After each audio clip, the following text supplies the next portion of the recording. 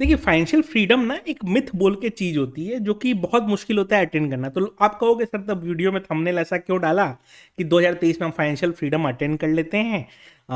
तो आप तो जबरदस्ती क्लिक बेट बना रहे हो। नहीं, क्लिक बेट नहीं बना रहा हूँ। मैं कोशिश करूँगा प्रैक्टिकल सॉल्यूशन देने की डिफरेंट डिफरेंट चीज़ों में, जिससे आप ये समझ पाओ कि हाँ, अगर हमारे एक्सपेंडिचर का ब्रैकेट ये 8-10 ब्रैकेट है, ठीक है, ये 8-10 ब्रैकेट हमारा स्पेंडिंग का है, तो इसमें हम कहाँ पे अपना ऑप्टिमम खर्चा करें सो दैट हमारा फाइनेंसिस थोड़ा सा बेटर रहे, एंड हम फाइनेंसिस अपना बेटर रखते हुए अपना लाइफ को थोड़ा सा बेटर बना पाए। ठीक है, तो वो अभी हम डिस्कशन करते हैं, एंड उसी हिसाब से आप भी इस वीडियो को अप्रोच करिएगा सो दैट आपको ये समझ में आए कि मैं कोई भी चीज़ ऐसा नहीं बोलूँगा एकदम गरीब की तरह जियो, पैदल चलो 20 किलोमीटर, वो सब फालतू बकवास मैं करूंगा नहीं। मैं हर चीज यही बोलूंगा कि आप ये करो, बट उसमें क्या करना है ये कोशिश करूंगा प्रैक्टिकल अप्रोच से समझाने की। तो चलिए डिस्कशन को स्टार्ट करते हैं। सबसे इंपॉर्टेंट जो चीज होता है लाइफ में, लोग कहते हैं कि पैसे से सब कुछ नहीं होता है, बट ये भी समझ के रखिए कि बिना पैसे के कुछ नहीं होता है। ठीक है, तो दो तरीके से लाइफ को आप जी सकते हैं। या तो आप ये मान के रखें कि हमें बहुत पैसे कमाने हैं सो दैट हम बाद में उस पैसे को खर्चा करें, या फिर हम ये सोचें कि हम पैसे भी कमाएं, उसको खर्चा भी करें और उसके साथ कोशिश करें उसको बचाने की। दोनों चीज करते हुए, लेकिन एक चीज का हमें हमेशा ध्यान रखना चाहिए कि पैसे का खर्चा आपकी कमाई पे डिपेंड करता है। ठीक है, तो आप कितना कमाते हो उस हिसाब से आपका खर्चा होता है। तो आप ये सोचते हो कि कल मैं अपनी कमाई बढ़ा लूंगा तो मेरा खर्चा वहीं रह जाएगा, ऐसा नहीं होता है। आपका खर्चा भी अकॉर्डिंगली उसी प्रोपोर्शन में बढ़ता है। तो वहां पे एक दिक्कत आती है। तो हमारा जो वैल्यू ऑफ सेविंग है वो हम बढ़ा सकते हैं, प्रोवाइडेड हम अपना वैल्यू ऑफ अर्निंग बढ़ाएं और अपना वैल्यू ऑफ एक्सपेंसेस जो है उसको स्टेबल रखें। तो अब ये जो मैंने कहा, इसको हम प्रैक्टिकली कैसे इंप्लीमेंट करें? ये ज्ञान देना तो बहुत ईजी है, लेकिन इसको प्रैक्टिकली कैसे इंप्लीमेंट करें? पहला चीज, अगर आप मान लो जॉब वाले हो, ठीक है, आपने देखा कि भाई मेरी अर्निंग जो थी वही रहने वाली है, बहुत ज़्यादा कुछ बढ़ने वाला नहीं है, 8-10% बढ़ भी गया तो वो इन्फ्लेशन, हाई रेंट और ये सब में चला ही जाएगा। और अगर कुछ नहीं हुआ तो हाउसिंग लोन का ईएमआई है तो गवर्नमेंट ही 1% रेट बढ़ा देगा, उतना में हमारा ईएमआई का पैसा चला जाएगा। तो इसको करे कैसे? देखिए, दो चीज़ है। पहला चीज, जो डिस्क्रिशनरी स्पेंडिंग हम जिसको कहते हैं, जो नहीं करने से भी चलेगा। अब मैं ये नहीं कहूंगा कि आप मूवी मत देखने जाओ, देखो अच्छी मूवी तो ऐसे भी आजकल नहीं आती है, बट अगर कोई एक दो मूवी अच्छी आ रही है तो जा ही सकते हो आप। मैं ये नहीं कहूंगा कि आप कहीं घूमने मत जाओ, सारे पैसे बर्बाद होते हैं, घूमने से कोई फायदा नहीं है, आप जो चीज़ देखना है यूट्यूब वीडियो में देख लो। नहीं, ऐसा नहीं है। मैंने खुद देखा है दुनिया को घूम के कि हाँ, बाहर हम जाते हैं, हमारा एक्सपीरियंस थोड़ा सा अलग होता है। वो अपनी लाइफ को कैसे देखते हैं, वो अपनी लाइफ को कैसे जीते हैं, उसको देख के हमें ये जजमेंट करने को लगता है कि हम किस चीज़ के पीछे भाग रहे हैं और हमें किस चीज़ के पीछे भागना चाहिए। तो ये जो मैं वीडियो बना के इतना कॉन्फिडेंस से आपको बोल भी पा रहा हूँ ना, ये शायद इसी कारण है कि मैंने बहुत ज़्यादा चीज़ों को देखा है इतने कम एज में, इसीलिए मैं ये वीडियो में बोल भी पा रहा हूँ और मुझे उम्मीद है कि मुझे कुछ लोग सुनेंगे भी। तो मैं ये कोई चीज़ें मना नहीं करूंगा जिसको हम कहते हैं कि भाई ये आपको नहीं करना चाहिए, इससे आपके पैसे बचेंगे एंड ऑल दैट। तो आपको घूमने फिरने का शौक है, आप करो। आपको अगर शौक है कि हाँ मेरे पास ये होना चाहिए वो होना चाहिए, करो। लेकिन यहाँ पे कैच है, अगर आपको शौक है कि हाँ भाई मेरे पास अच्छा टीवी होना चाहिए, ठीक है, तो वो टीवी आपका 40 इंच का है या 55 इंच का है उससे भी चल जाएगा। बट वो 55 इंच का आप एमआई का लेते हो या सैमसंग का लेते हो, उसमें आपके प्राइसिंग में बहुत डिफरेंस आता है। तो आपको वो जज करना है कि आप जो भी चीज़ ले रहे हो उसमें आप वैल्यू ऑफ मनी के हिसाब से स्पेंडिंग कर रहे हो, ना कि सिर्फ ब्रांड इमेज या फिर सोनी का हमको बस ब्राविया चाहिए तो हमको ब्राविया ही चाहिए। ये मैंने एक बेसिक एग्जांपल दिया। मान लो आपको शौक है आईफोन का, मैं खुद आईफोन यूज़र हूँ 7 साल से, ऐसा कुछ भी नहीं है उसमें जिसके लिए आईफोन हमें यूज़ करना चाहिए। हाउएवर, अगर आपको करना है, आपको आईफोन इकोसिस्टम में आना है, आप आ सकते हो, कोई दिक्कत नहीं है। शौक है ना आपका, करो पूरा। लेकिन वहाँ भी एक कैच है, आईफोन 14 आप लो और आईफोन 12 आप लो, दोनों का फिजिकल अपीयरेंस से लेके सॉफ्टवेयर तक में कोई बहुत ज़्यादा डिफरेंस नहीं है, प्राइस में डबल का डिफरेंस है। ठीक है, 2 साल से मैं भी खुद अपना आईफोन 12 ही यूज़ कर रहा हूँ और 2 साल से यूज़ कर रहा हूँ। तो जब लॉन्च हुआ था तब मैंने लिया था महंगा दाम पे, और 2 साल में मैंने उसको अच्छे से यूज़ भी कर लिया। चाहूँ तो आज भी चेंज कर सकता हूँ, कोई भी नया फ़ोन ले सकता हूँ, लेकिन ले रहा हूँ क्या, जब तक मुझे नहीं लगता कि हाँ अब ये नहीं चलेगा तब तक मैं नहीं करूँगा। पैसे नहीं है ऐसा नहीं है, पैसे बहुत हैं, थैंकफुली आप लोग की दया से और ज़्यादा है, लेकिन ज़रूरत नहीं है तो क्यों करें, ये सोचना है। ठीक है, तो प्रैक्टिकल इम्प्लीमेंटेशन कोई भी चीज़ का इस थॉट प्रोसेस से करना कि इसकी ज़रूरत है क्या। अगर ज़रूरत है, हाँ, अगर मान लो आप 6 महीना से यार बैठे हुए हो घर पे, आपको लग रहा है कि हाँ घूमने कहीं घूम के आते हैं, मैं मना नहीं करूँगा, आप घूम के आओ ना, ज़रूरी है घूमना। लेकिन आप वहाँ जाते हो और आप ताज में रुकते हो, या फिर आप similar level of hotel room, क्योंकि आप सर्विस ऐसा कुछ यूज़ नहीं करने वाले हो जो 4,000 के रूम में आपको रूम रेंट में कोई दूसरा होटल देगा, या 2,000 के रूम रेंट में आपको कोई दूसरा होटल देगा, और वो आप ताज में 12,000 14,000 खर्चा करो, तो दोनों में कोई बहुत ज़्यादा डिफरेंस नहीं आएगा। मैं आपको एक एग्जांपल दूंगा, आप चाहो तो अभी गूगल करके चेक कर लेना। दार्जिलिंग में एक होटल है समिट ग्रेस, 4 साढ़े 4 हज़ार रूम रेंट एवरेज उसका पड़ता है, और दार्जिलिंग में ही सेम होटल है मेफेयर का। अगर आप दोनों में प्राइसिंग का डिफरेंस देखोगे तो 2 टाइम्स 3 टाइम्स का डिफरेंस चलता है। बट मैंने दोनों में रह के देखा है, कोई, हाँ, खाली ब्रेकफास्ट में आपका मेन्यू का डिफरेंस आ जाता है, बाकी और कोई डिफरेंस नहीं आता है। ठीक है, तो एक्सपीरियंस में आपका कोई डिफरेंस नहीं आएगा। तो क्या करना है, अच्छा वही दार्जिलिंग में आपको 1,000 1,500 में भी रूम मिलते हैं। ठीक है, तो घूमने आप जब जा रहे हो तो आपको क्या स्पेंड करना है, that should be the optimum cost, not the cheapest, not the most expensive. ये एक हो गया घूमने का एग्जाम्पल से, एक हो गया मैंने सामान खरीदने के एग्जाम्पल से दिया, एक हो गया घूमने के एग्जाम्पल से। मतलब नॉर्मल लाइफ में जो भी हमारे खर्चे होते हैं ना, ठीक है, नॉर्मल लाइफ में हमारे जो भी खर्चे होते हैं, मैं उस उन सब के ऊपर ही डिस्कस अभी करूंगा। अच्छा, अब आते हैं नेक्स्ट में। मान लीजिए आपका मैरिज वगैरह हो चुका है।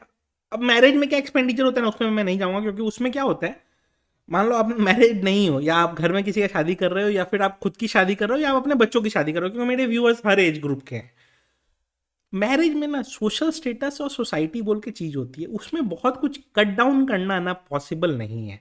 कोई कहेगा कि भाई इतने लोगों को खर्चा करके, इतना लोगों को खिला के, और एंड ऑल दैट, कोई मतलब नहीं बनता। हाँ, मतलब नहीं बनता है, बट वो चीज़ ऐसा भी नहीं है कि आप मत करो तो चलेगा, वो खर्चा करना पड़ता है, उसका कोई उपाय नहीं है। तो आपको ये समझना पड़ेगा कि हर चीज़ों में कट करके आप कुछ नहीं कर सकते। लेकिन हाँ, वो पैसे आपके खुद के होने चाहिए, ये नहीं कि बैंक से कर्जा लेके हम लैविश लाइफ जी रहे हैं, वो नहीं होना चाहिए। तो वहाँ पे एक बस थोड़ा सा आपको कर्टेल करना है, बाकी और कोई मेरे को दिक्कत नहीं लगता है। तो ये हो गए आपके पहला हो गया डिस्क्रिशनरी स्पेंडिंग का, सेकंड हो गया ट्रैवल का, थर्ड हो गया मतलब मान लीजिए मैरिजेस वगैरह का। फोर्थ जो होता है livelihood expenses, day to day living का एक्सपेंसेस। मान लो, से फॉर एग्जांपल, अगर आप ये सोचते हो कि मैं तो फैमिली के संग रहता हूँ तो पापा ही घर का भाड़ा भी देते होंगे, या फिर घर खुद का है तो मेंटेनेंस का खर्चा पूरा पापा का ही है, रेंट भी पापा ही देते हैं, सब वैसा हो। या फिर आपके बच्चे अगर आपके संग रहते हैं, मतलब मैं दोनों एज कैटेगरी के साथ हूँ, आप आपके बच्चे आपके संग रहते हैं, आप सोचते हो कि यार ठीक है चलो मैं दे ही देता हूँ तो क्या दिक्कत है बच्चे को।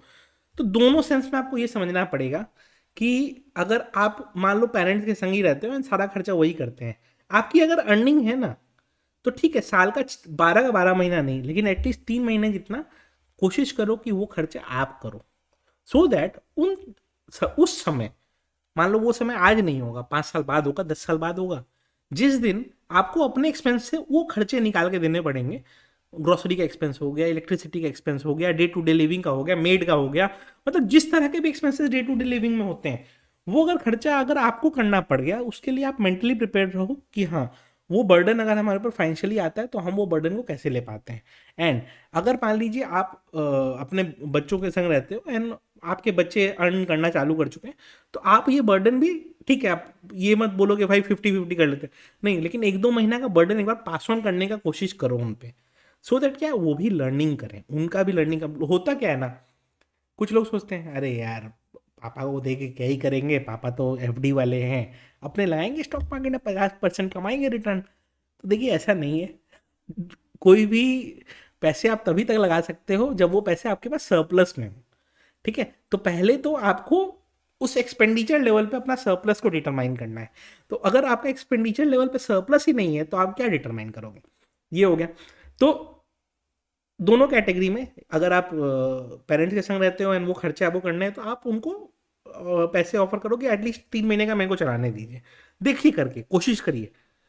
उससे क्या होगा, 3 महीने आपके पैसे लग रहे हैं ठीक है, लेकिन आप मेंटल मेंटल फ्रेम में आ रहे हो कि आपके पास उसके बाद कितना पैसा बचता है। आधा डिस्क्रिप्शनरी स्पेंडिंग वहीं पे खत्म हो जाएगा, इम्पल्सिव बाइंग वहीं पे रुक जाएगा। क्यों?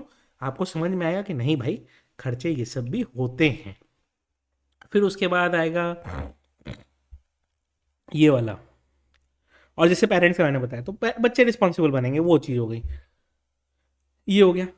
अब मान लीजिए से फॉर एग्जांपल आप वर्किंग वाले हो एंड आपका से फॉर एग्जांपल जो भी अर्निंग है, मान लीजिए 10,000 रुपये भी अर्निंग है, आप इसको अपने अर्निंग के हिसाब से अपोर्शन कर लेना।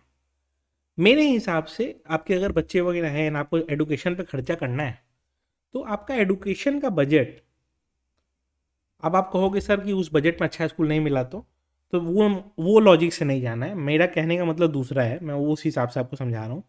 से फॉर एग्जांपल आपका साल का अर्निंग 1 लाख रुपए है, तो आपके बच्चों का एडुकेशन बजट आपका 20% होना चाहिए। अब आप कहोगे सर 20,000 में तो कोई अच्छा स्कूल मिलता नहीं है, तो ऐसा नहीं है कि आप उसमें 50,000 खर्चा कर दोगे तो आपका अच्छा हो जाएगा। मैं बोल रहा हूँ परसेंटेज वाइज में, हर आदमी को अपने अर्निंग्स के हिसाब से कोशिश करनी चाहिए कि उसको एडुकेशन दे पाए हम। किसी की अर्निंग 1 लाख है तो वो महीने 20,000 स्पेंड कर सकता है। 20,000 स्पेंड करने से ही उसका बच्चा अच्छा वो एडुकेशन पा लेगा ऐसा ज़रूरी नहीं है। एडुकेशन एंड लर्निंग दो अलग चीज़ें हैं, ठीक है। एडुकेशन वो है जो उसको स्कूल से इन टर्म्स ऑफ डिग्री मिलेगी, लर्निंग वो है जो आप उसमें धीरे धीरे आज से ही इम्प्लांट कर रहे हो। तो अगर आपको मतलब एक्सपेंसेस को अपोर्शन करना है तो your expenditure should not be more than 20% of the salary. उससे कम आप कर सको तो ज़्यादा अच्छा है। मैं इसका रीज़न समझाने की कोशिश करता हूँ, क्योंकि क्या होता है ना, बहुत लोग ना सोसाइटल प्रेशर में आ जाते हैं कि नहीं मेरे बगल वाले का बच्चा तो इस स्कूल में पढ़ रहा है तो उसका साल का एनुअल 2 लाख फीस है, मेरा साल का अर्निंग 6 लाख है तो 2 लाख फीस में पे करूँगा, तो ये वो करके कैलकुलेट करते हैं लोग। या फिर मान लीजिए कोई गरीब आदमी बेचारा 10,000 रुपये महीने कमाता है एंड वो देखता है अरे उसका बच्चा तो प्राइवेट स्कूल में पढ़ता है, मेरे को भी 3,000 रुपये महीना में प्राइवेट स्कूल में पढ़ाना है। आप पढ़ा तो लोगे, बट वहाँ पे आपका बच्चा स्ट्रगल करेगा।